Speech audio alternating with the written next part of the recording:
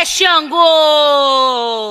Fiz uma oração a Xangô, meu protetor, que ele me guardasse das feridas e da dor, que eu andasse sempre em sua companhia, que fosse minha luz, meu amigo e meu guia. Eu já sofri demais, sua força me salvou.